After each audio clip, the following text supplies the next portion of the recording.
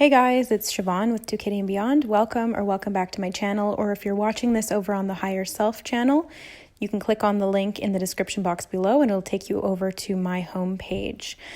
So I wanted to first off to say thank you to everybody who has subscribed to my channel. We are over 4,000 subscribers, and in celebration of that, I'm offering a 50% discount off my services.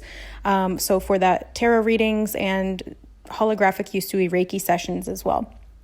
All right, so let's get into this energy update because it might be a long one. I have about 3 pages of notes that I have reduced down from about 10 pages of notes.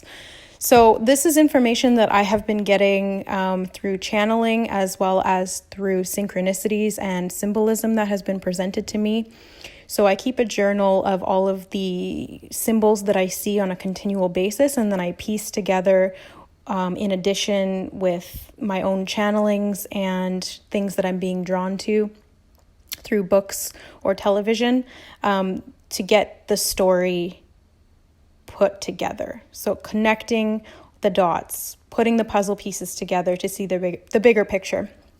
So first off, I want to start with talking about the G3 geomagnetic storms that are happening now, according to spaceweatherlive.com. So I'm going to say a quote from them. So begin quote, "But which eruption was this? Well, space weather is really messy at the moment, as there have been many eruptions on the sun during the past couple of days. None of them were major eruptions that you'd see with M or X class solar flares, but still, with the right magnetic field orientation, you see that geomagnetic storm conditions are very much possible, but strong G3 geomagnetic storm conditions were a big surprise even for the biggest optimists. Is this coronal mass ejection the one that is expected to arrive tomorrow, launched 11th of May, or is this another eruption that we missed? It is near impossible to say what is what at the moment, but we do know that more storm conditions due to coronal mass ejections passages remain possible, at least during the next 3 days. There is at least one, perhaps there are even 2 plasma clouds that have a chance of impacting our planet, still somewhere between us and the sun. Exciting times," end quote. So what is happening is that our solar system is moving into a frequency of the universe, which is much higher than we were previously used to. So the density of the matter in the section of space that we're moving into is a lot less. It's less dense, it's a higher vibration. And what this is doing is it's triggering waves of light and energy to come through our sun onto the planet. What this is doing is it's affecting the geomagnetic field of the planet, and thus all of the geomagnetic fields of the plants, animals, and humans on the planet. So we're all being affected by this. We're all connected to this. We all feel it in our own way, whether it's subconscious or whether you're aware of it. Now, solar activity increases your light body quotient, and that can cause some symptoms. Some symptoms here are cellular and physical vibratory increase, noticeable as shakiness or types of tremors, high or low energy, depending on your physical state and phase of integration, ear ringing, ear pitch changes, ear leaking, vertigo, like inner ear shifting, which causes dizziness, anxiety, panic attacks, bliss, joy, feelings of pure love, heaviness in the chest, tingling or lightness in the chest. For me, sometimes I feel it as like almost as if there was vapor rub on my chest. It's this sort of tingling, but it comes from the inside. Tingling down the arms and legs, tingling down the spine, prickling or tingling on the soles of the feet and the top of the head. Itchy skin, eyes, or feelings of skin crawling. That's something that I felt today. Feelings of water dripping on the forehead, head or forehead, so that's crown and third eye activation. Hot flashes, cold flashes, headaches, and pressure in the frontal lobe between the eyebrows and forehead area. Pressure or tenseness down the back of the head and neck area. Lightheadedness, mental fog, increased thirst, decreased or increased hunger, strange cravings for certain foods, clarity of vision and thought at particular moments in time, so like hyper awareness, channeling information, and peaks in clairvoyance, clairaudience, and clairsentience, etc. Another thing that I've noticed, particularly for myself, is light bulbs flickering or popping when you're near them. So the power of your electromagnetic field of your body is increasing to the point where you're literally affecting the electrical circuitry around you. So that's pretty cool. Flu-like symptoms that come and go from day to day, nausea, feeling ungrounded, and purging. And this purging is past emotional trauma, fears, sadness, anger. All of it's bubbling up to the surface of your consciousness. This can come through in the form of dreams, or it can come through when you're awake in your daily mind for the purpose of awareness, and thus release and healing of these lower vibrational states of emotion. Emotion, energy in motion. Now, on the subject of purging, we're not just purging physical emotions for ourselves, we're also purging timelines and karmic timelines. So as we purge these old emotional traumas that are coming up to be seen, felt, released, and healed, as I always say, you got to feel it to heal it. We are not just healing old emotions, we're actually interacting with other timelines as well. So other versions of ourselves. All time is simultaneous rather than linear, so the past version of you still exists and the pain is still actively happening. So by interacting with these alternate timelines and past timelines, we're able to heal the pain at its source and prevent the cycle from repeating. Cycles tend to repeat due to stored vibration within your auric field and memory complex, magnetically attracting or recreating that same vibration. At a consciousness level, this is good because it's only through the re-experiencing of these cycles, either through purging or through a new cycle of the same energy, that we can become aware of the emotional baggage and content that needs to be healed and then heal it. So be very aware of the patterns in your life, not just the synchronicities that you're seeing, but also your behavior and what you're attracting into your life. So cycles are very important to be aware of. So not only that, we're not just purging our trauma and timelines, but those of the collective and Earth as well. So the artificial timelines of the atomic weapon energy manipulation are coming up to be healed, canceled, cleared, and deleted right now. We must actively heal the emotional and physical trauma at a collective level that was created by these deviations from the original divine template and timeline. So by becoming aware of this information, we can consciously, through our intentions, heal the deviation and subsequent trauma that occurred, effectively writing or rewriting our course and redirecting us back into this 5D timeline of the new Earth. So how can we do this? Well, we can sit in prayer or meditation with the intention to heal these old timelines and karmic ties, or we can go to the sites in which the split or trauma took place to help heal the land and the collective mind. And you can do this physically by traveling to these locations, or you can do this astrally through thought projection. So what I was picking up on there, I kept seeing Chicago everywhere. Like everything I watched had Chicago in it. Everything was just Chicago, Chicago, Chicago. So I'm looking up what is this all about? And then I was led to something of, I think it was a New Testament as put forth by the University of Chicago. So I looked into the University of Chicago and boom, it's the location of the first isolation of plutonium and first artificial self-sustaining nuclear reaction known as the Manhattan Project. Now, I went on to do further research because I was feeling very much this strong pull towards the USA and the UK, particularly England and Great Britain and Canada. And so these three, the Trinity, interesting, right? The Trinity of these three powers are what need to be healed. So these three countries were involved in this, and it's coming up in these three countries to be healed. Now, speaking of Trinity, next up, we have the Trinity test site. At 5:30 a.m. on July 16th, 1945, Los Alamos scientists detonated a plutonium bomb at a test site located on the U.S. Air Force base at Alamogordo, New Mexico, some 120 miles south of Albuquerque. And it's funny because I kept seeing Bugs Bunny everywhere, and I'm like, what the heck does Bugs Bunny have to do with all this? And then I remembered we took a wrong turn at Albuquerque. Humanity literally took a wrong turn at Albuquerque.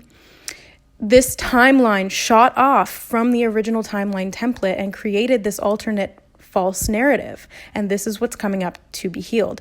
It's also named the Trinity for the 3 types of nuclear weapons being tested, but the name of Trinity was perverted from the original Holy Trinity of the Father, Son, and Holy Spirit, the sacred mind, body, spirit complex that links all with the divine creator. So we have to really restore these sacred Trinity codes and rewrite and heal that old karma that was polluted the Trinity. Next up, some other sites that need to be healed are Lake Ontario. So Niagara Falls, it was used as a dumping site for the Manhattan Project radioactive waste. Known affiliate labs of the Manhattan Project were also located in Berkeley, Los Alamos, I mentioned, Argonne, Ames Labs, and Oak Ridge. Now, Oak Ridge really came forward for me very strongly. There was a lot, I kept seeing oak everywhere. So it's worth mentioning that an Oak Ridge, a psychic medium by the name of John Hendricks, predicted that Oak Ridge would become an industrial city, developing weapons of war some 40 years before the Manhattan Project's inception. The Oracle of Oak Ridge, as he was called, was instructed by a booming voice to lay his head on the earth for 40 nights, and he would be shown visions of the future of the land. And he did. He predicted that that site was going to be an industrial city, that it was going to produce a weapon that would end a great war. He predicted that. So this is another main site where there's a lot of healing that needs to take place. And then I also kept seeing the word Titan. Like, I'd be driving around and I'd see a car and it said Titan on it. And this has been happening for months. And so I'm like, okay, how the heck does Titan tie into all of this? Boom, lo and behold, Titan, Oak Ridge supercomputer at the National Laboratory, was declared the world's fastest computer in 2012.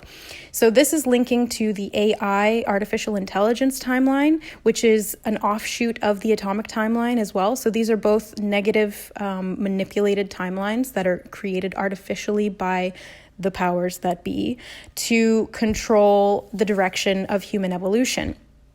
So 2012 is in reference to the end of the Mayan calendar's great year, the beginning of the new equinox precession season, which is the season of rising consciousness, resurrection, and rebirth. So again, we're cutting off that old AI and atomic timeline, and we are moving as a collective into the 5D timeline of New Earth, which is peace, love, and ascension, basically.